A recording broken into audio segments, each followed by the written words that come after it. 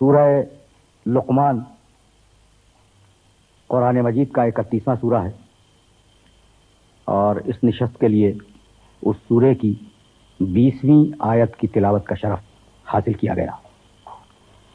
اس آیہ مبارکہ میں پروردگار نے انسانیت کو مخاطب کیا اور مخاطب کر کے یہ ارشاد فرمایا، علم ترو، کیا تم نے نہیں دیکھا، کیا تم نے غور نہیں کیا، ان اللہ سخر لکم ما فی السماوات و ما فی الارض، کہ اللہ نے آسمان و زمین کی چیزوں کو تمہارے لیے مسخر کر دیا ہے، تمہارے تابع قرار دے دیا ہے۔ وَأَسْبَغَ عَلَيْكُمْ نِعَمَهُ، اور اس نے بھرپور طریقے سے تم پر اپنی نعمتیں اتاری ہیں۔ اسبغ علیکم نعمہ، ظاہرتاً و باطنتاً، وہ نعمتیں جو اللہ نے تمہیں عطا کی ہیں، کہ تم پر اتاری ہیں، وہ ظاہری نعمتیں بھی ہیں اور باطنی نعمتیں بھی ہیں۔ وَمِنَ النَّاسِ مَن یُجَادِلُ فِی اللَّهِ، اس کے باوجود کہ ہم نے آسمان و زمین کو مسخر کر دیا تمہارے لیے، ہم نے تمہیں باطنی نعمتوں سے بھی نوازا، ظاہری نعمتوں سے بھی نوازا، اس کے باوجود وَمِنَ النَّاسِ، ایسے بہت سے لوگ ہیں، لوگوں میں سے ایسے بہت ہیں، مَن یُجَادِلُ فِی اللَّهِ، کہ جو اللہ کے بارے میں بحث کرتے ہیں، جدال کرتے ہیں، جھگڑا کرتے ہیں، بغیر علم ولا ہدن ولا کتاب منیر، حالانکہ ان بحث کرنے والوں کے پاس نہ تو علم ہے، نہ ہدایت ہے، اور نہ روشن کتاب ہے۔ یعنی علم، ہدایت اور کتاب منیر کے بغیر اللہ کے بارے میں بحث کرنے کا کسی کو حق نہیں ہے۔ اس آیہ مبارکہ میں پروردگار عالم نے جس بات پر ناز کیا وہ بات یہ ہے کہ بھائی سنو، سخر لکم ما فی السماوات و ما فی الارض، کائنات کا ذرہ ذرہ ہم نے تمہارے لیے مسخر کر دیا، پہلا ناز۔ اسبغ علیکم نعمہ ظاہرۃ و باطنۃ، اور ہم نے اپنی نعمتیں تم پر اتاری، اور جتنی ضرورت تھی وہ ساری ضرورتیں ہم نے پوری کی نعمتوں کے سلسلے میں۔ وہ نعمتیں ظاہری بھی تھیں، وہ نعمتیں باطنی بھی تھیں۔ قرآن مجید میں لفظ نعمت بکثرت استعمال ہوا، بہت سے مقامات پہ استعمال کیا اللہ نے، وسیع المفہوم ہے یہ لفظ۔ نعمت کے معنی ہر وہ چیز جس سے انسان کو فائدہ پہنچے وہ نعمت ہے۔ اردو میں بھی یہ لفظ بولا جاتا ہے، لیکن میں نے آپ کو قرآن کی اصطلاح میں نعمت کا مفہوم بتلایا، ہر وہ چیز جس سے انسان کو فائدہ پہنچے وہ انسان کے لیے نعمت ہے۔ اب ہم کہاں تلاش کریں کہ وہ نعمتیں جو پروردگار نے ہم پر نازل کی ہیں وہ ہیں کیا؟ تو سورہ نحل میں طویل بحثیں ہیں کہ کیا کیا چیزیں ہم نے بطور نعمت اتاری۔ اس سے قبل سورہ فاطر کی ایک آیت ہے، یا ایھا الناس اذکروا نعمت اللہ هل من خالق غیر اللہ یرزقکم من السماء والارض، یہ تیسری آیت ہے سورہ فاطر کی۔ یا ایھا الناس، اے انسانوں۔ دیکھیے قرآن کے خطابوں کا طریقہ بھی الگ الگ ہے۔ جب وہ نماز پڑھنے کے لیے کہتا ہے نا تو کہتا ہے یا ایھا الذین آمنوا، اے ایمان لانے والوں۔ جب روزے کا حکم دیتا ہے تو کہتا ہے یا ایھا الذین آمنوا کتب علیکم الصیام کما کتب علی الذین من قبلکم، ایمان لانے والوں روزہ رکھو۔ لیکن جب عام بات کرتا ہے پوری برادری، پوری انسانیت سے، تو یا ایھا الناس، ناس کے معنی انسان۔ اب اللہ رب الناس ہے، ملک الناس ہے، الہ الناس ہے، انسانوں کا رب، انسانوں کا الہ اور انسانوں کا بادشاہ۔ قرآن ہدی للناس، پوری انسانیت کے لیے ہدایت ہے۔ محمد رسول اللہ کافۃ للناس، پوری انسانیت کے لیے رسول بنائے گئے ہیں۔ تو اب یہ جو خطاب ہے نا یا ایھا الناس، یہ پوری انسانیت سے خطاب کیا ہے؟ اذکروا نعمت اللہ علیکم، بھائی اللہ کی جو نعمت تم پر آئی ہے اسے یاد کرو۔ هل من خالق غیر اللہ، کیا اللہ کے علاوہ کسی اور نے تمہیں خلق کیا؟ تو خلق نعمت، دیکھیے اب عجیب و غریب مرحلہ فکر ہے۔ خلق نعمت، یرزقکم من السماء والارض، وہ تمہیں آسمانوں سے برستے ہوئے پانی کے ذریعے اور زمین کے سینے کو چاک کر کے غلے وغیرہ کے ذریعے رزق فراہم کر رہا ہے۔ تو کیا اس کے علاوہ کوئی اللہ ہے؟ خلق نعمت، رزق نعمت۔ آپ نے توجہ کی؟ سورہ نحل 71ویں اور 72ویں آیت۔ دیکھیے لفظ نعمت کو دیکھتے چلیں، اور نعمت کے مختلف شیڈز، مختلف اینگلز. واللہ فضل 71ویں آیت 16واں سورہ، اور اس کے بعد کی 72ویں، دو مسلسل پڑھوں گا. واللہ فضل بعضکم علی بعض فی الرزق فما الذین فضلوا براد رزقهم علی ما ملکت ایمانهم فهم فیہ سواء بنعمت اللہ یجحدون. بہت توجہ کیجیے گا. اللہ نے بعض لوگوں کو بعض پر رزق میں فضیلت دی ہے. جب یہ کمال ہے کہ جس کو رزق میں فضیلت نہ ملی ہو، جسے رزق کم ملا ہو، وہ چیلنج کر دے کہ پروردگار یہ تو نے کیا کر دیا ہے نا. اب دیکھیں کس طریقے سے بیلنس کیا ہے. بھائی رزق کا تعلق ہے کسب سے، اور کسب کا تعلق ہے اعضاء و جوارح سے اور ذہن سے. تو چونکہ خلقت میں کوئی کمزور ہے، کوئی مضبوط ہے، کوئی ذہین ہے، کوئی کم ذہین ہے، تو یوں کسب معاش میں فرق پیدا ہو گیا. یوں کسب معاش میں یوں فرق پیدا ہوا.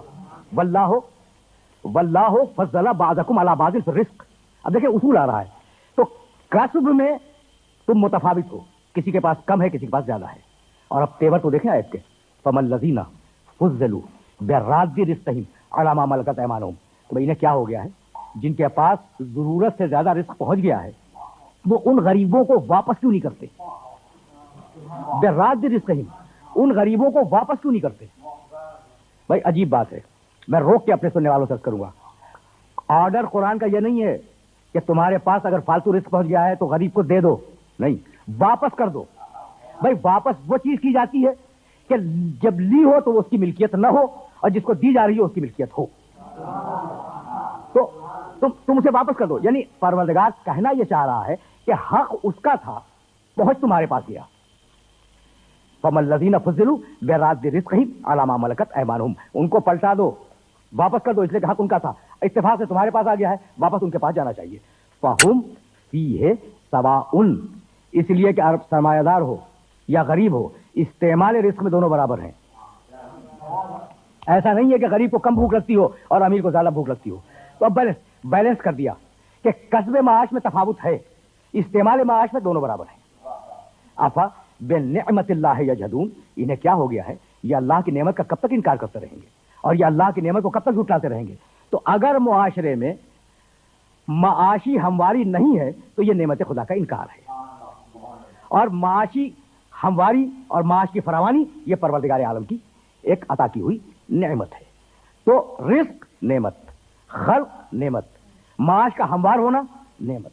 واللہ، آیت آگے بڑھ رہی ہے، خلق لکم من انفسکم ازواجا وجعل لکم من ازواجکم بنینا وحفظۃ ورزقکم من الطیبات آفا بالباطل یؤمنون وبنعمت اللہ ہم یکفرون.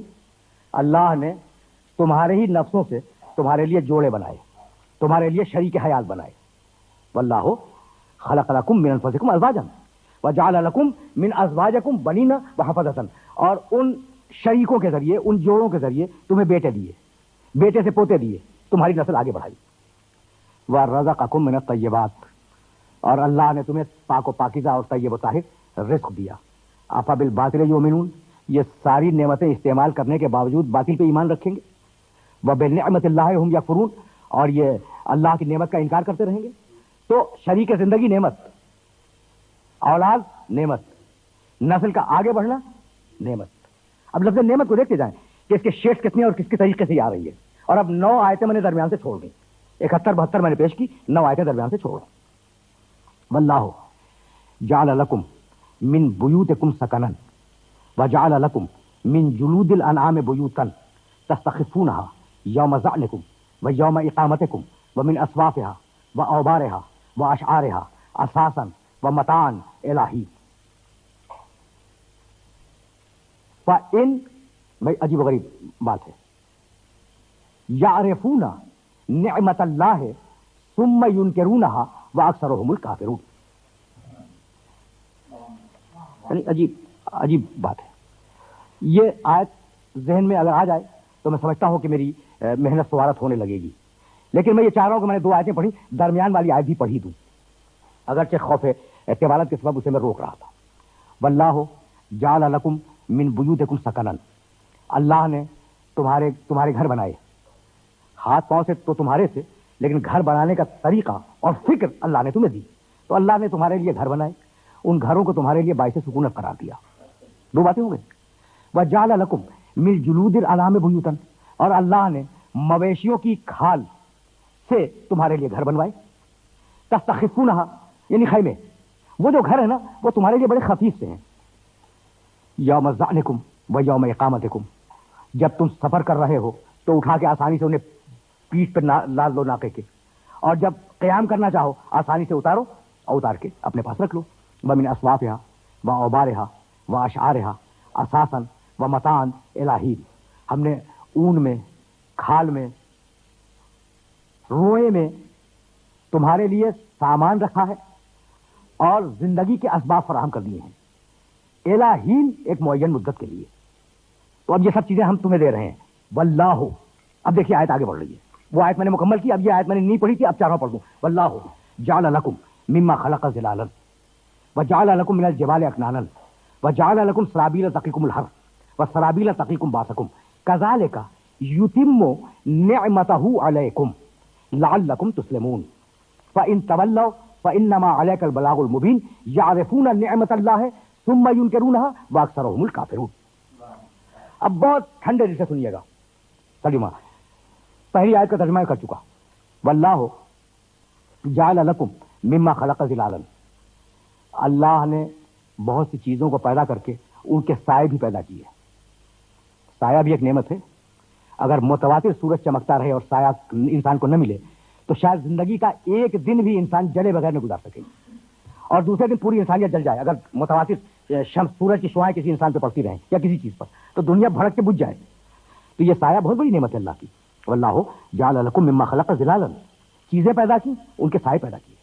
ومن الجبال اکنانا, پہاڑوں میں تمہارے رہنے کے لیے غار پیدا کیے. وجعل لکم سرابیلا, تمہیں لباس بنانے سکھلائے. تقیکم الحر, جو تمہیں سردی اور گرمی دونوں سے بچاتے ہیں. وسرابیل تقیکم باسکم, حد تو یہ ہے کہ تمہیں ہم نے زرہ کا لباس بنانا سکھایا تاکہ جنگ میں تم اس کے ذریعے محفوظ رہ سکو.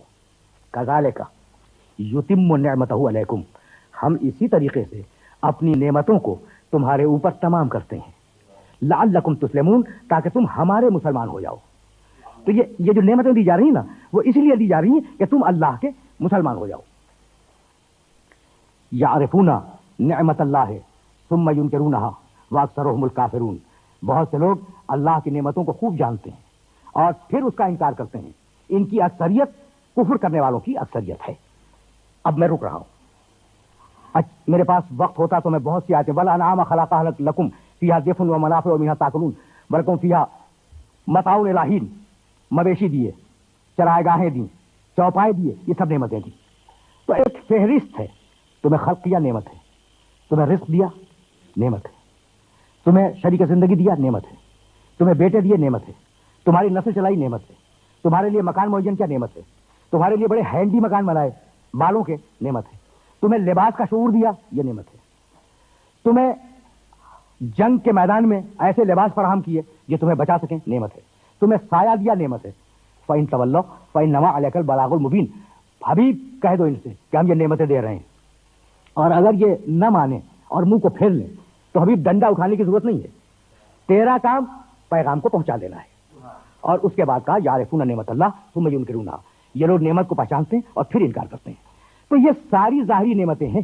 اچھا مکان, اچھی سواری, اچھی شریک زندگی, اچھا کھانا, جو کچھ بھی ہے یہ ظاہری نعمتیں ہیں. اور آیت نے کہا تھا اسبغ علیکم نعمہ ظاہرۃ و باطنۃ, ہم نے فقط تمہیں ظاہری نعمتیں نہیں دی, ہم نے تمہیں باطنی نعمتیں بھی دی.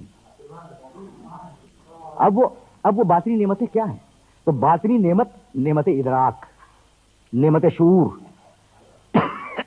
نعمت تعقل, نعمت حیات, سوچنے اور منصوبہ کرنے کی جو صلاحیت دی گئی وہ بھی ایک نعمت ہے.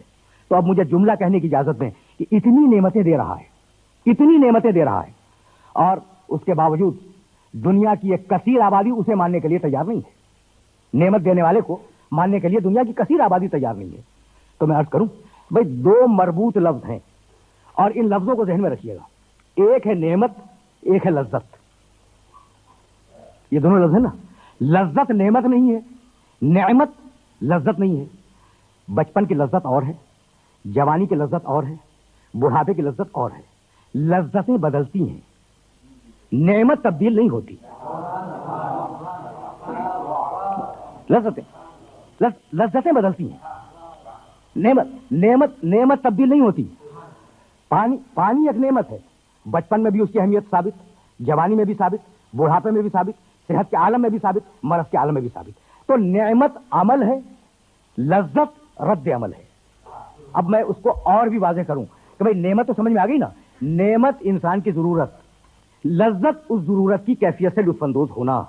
تو اب اگر کسی کو پانی کڑوا لگ رہا ہے تو خرابی پانی کی ہے یا اس کے مرض کی؟ بہت سیدھا. اگر کسی کو ملیریا کا مرض ہو جائے تو ملیریا کے مرض میں پانی کڑوا لگنے لگتا ہے. جگر کی بہت سی خرابیوں میں پانی کڑوا لگتا ہے. تو اب اگر زبان پانی کو چکھنے کے بعد یہ کہے کہ جناب یہ پانی کڑوا ہے, تو خطا زبان کی ہے یا خطا نعمت کی ہے؟ تو بھائی اس بات کو ہمیشہ کے لیے یاد رکھو کہ خطا نہ نعمت میں ہے نہ نعمت دینے والے میں ہے. وہ جو اسے استعمال کر رہا ہے, اس استعمال میں کوئی نہ کوئی مرض ہے کسی مقام پر, جس کی وجہ سے نعمت میں خطا محسوس ہو رہی ہے. بھائی بات تو واضح ہوئی نا. تو اب ہم پانی کو اس لیے نہیں ٹھکرا سکتے کہ وہ کڑوا لگ رہا ہے, ہمیں اپنی زبان کو درست کرنا ہوگا. تو اب جتنی بھی نعمتیں پروردگار نے دی, ان ساری نعمتوں میں ہین ہے.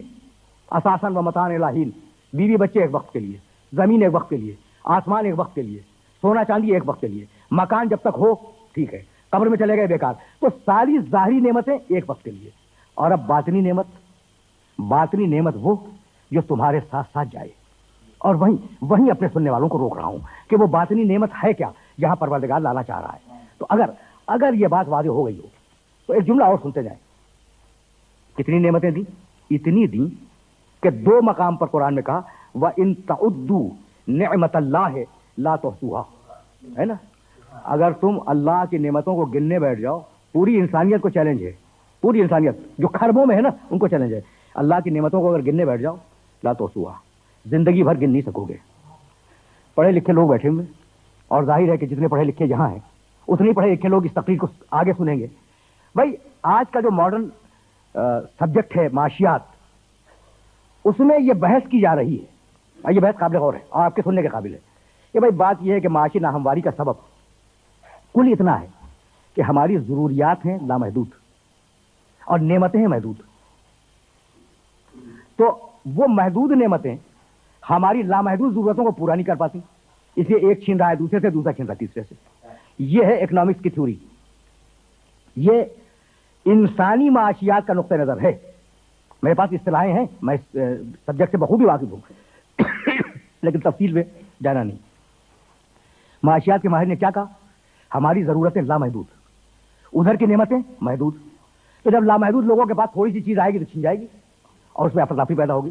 بھائی قرآن کی اس آیے مبارکہ پر غور کیوں نہیں کرتے کہ وَإِن تَعُدُّوا نِعْمَتَ اللَّهِ لَا تُحْصُوهَا. اگر اللہ کی نعمتوں کو گننے بیٹھو, خرچ کرنا تو دور کی بات ہے, گننے بیٹھو تو گن نہ سکو, تو تم محدود ہو, نعمتیں لامحدود ہیں. بالکل برعکس بات ہے جو آج کا ماہر معاشیات سوچ رہا ہے نا, اس کے بالکل برعکس قرآن مجید میں کہا گیا کہ تم محدود ہو, ہم نے جو نعمتیں دی ہیں وہ لامحدود ہیں. اچھا تو اب اللہ کی دی ہوئی نعمتیں لامحدود, وہ ظاہری نعمتیں ہوں یا باطنی نعمتیں ہوں. اب بات آ گئی باطنی نعمتوں تک, تو وہ باطنی نعمت کیا ہے؟ اب آپ سے بہتر کون جانے گا؟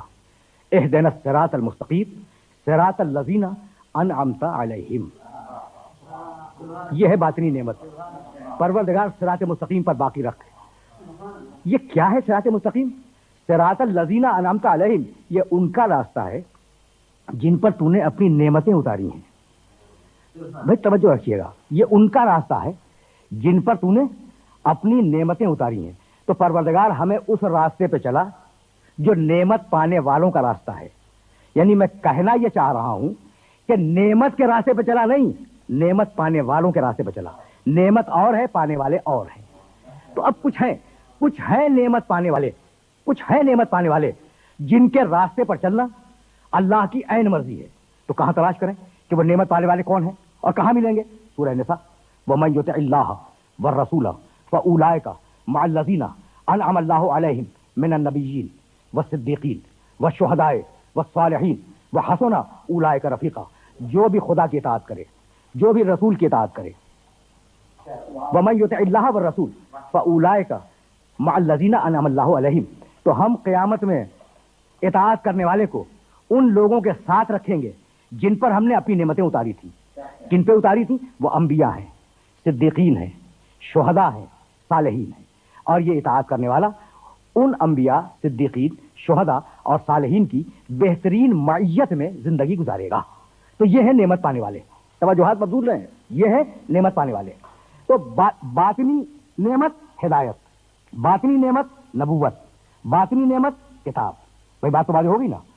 یعنی ہدایت نعمت ہے، نبوت نعمت ہے، کتاب نعمت ہے. اور قرآن کہہ چکا ہے کہ وما بکم من نعمت فمن اللہ، تمہیں جتنی نعمتیں ملی ہیں وہ اللہ کی طرف سے ملی ہیں. تو اب کتاب بھی اللہ سے ملے گی، نبوت بھی اللہ سے ملے گی، ہادی بھی اللہ سے ملے گا. وآخر دعوانا ان الحمد للہ رب العالمین.